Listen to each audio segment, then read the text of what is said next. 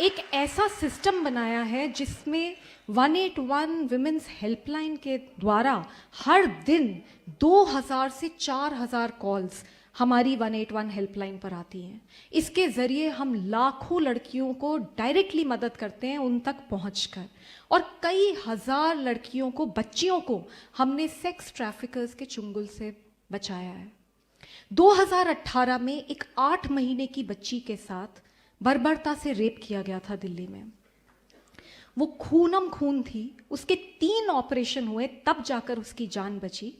और उसके बाद मैं अनशन पे बैठी, मैंने आमरण अनशन करा, क्योंकि मेरी ये मांग थी कि छोटे बच्चों के बलात्कारियों को फांसी की सजा होनी चाहिए।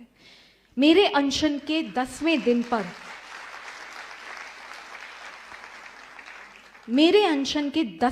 पर देश में ये कानून लाया गया, पर मुझे फिर 1.5 साल के अंदर दोबारा अनशन पे बैठना पड़ा, क्योंकि कानून तो आ गया पर लागू नहीं होता।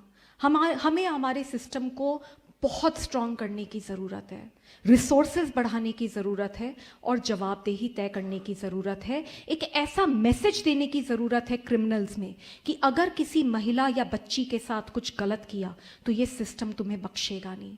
ये संघर्ष हम लोग दिल्ली महिला आयोग में दिन रात कर रहे हैं।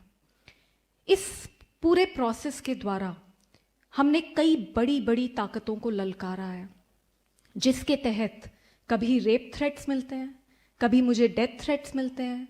अभी कुछ दिन पहले मेरे घर के अंदर कुछ लोग घुस आए और उन्होंने पूरे घर तोड़ फोड़ दिया। मुझे डराने की कोशिश की गई, धमकाने की कोशिश की गई कि अगर चुप नहीं होंगी तो तुम्हें बख्शेंगे नहीं। लेकिन मैं उन सब लोगों को बताना चाहती हूँ जो ये मुझे डराने की कोशिश कर रहे हैं कि मैं डरने वालों में से नहीं हूँ। जब तक जिंदा हूँ लड़ती रहूंगी।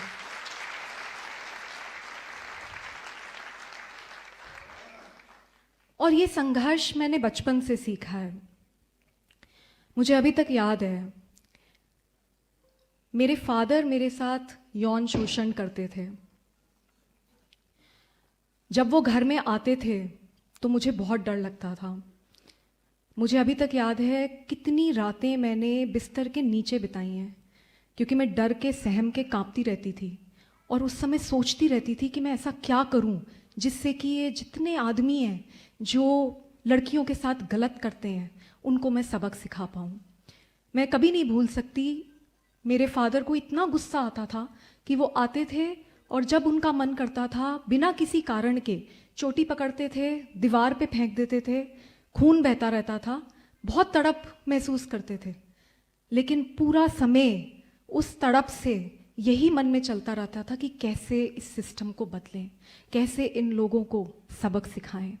अगर मेरी ज़िंदगी में मेरी माँ, मेरी मासी, मेरे मौसा जी और सबसे इम्पॉर्टेंट अगर मेरे नानी नाना नहीं होते तो मुझे नहीं लगता कि मैं इस चाइल्डहुड ट्रॉमा से कभी भी उभर पाती और कभी भी आज आप लोगों के बीच में खड़े होकर इतने बड़े बड़े काम मैं कर पाती।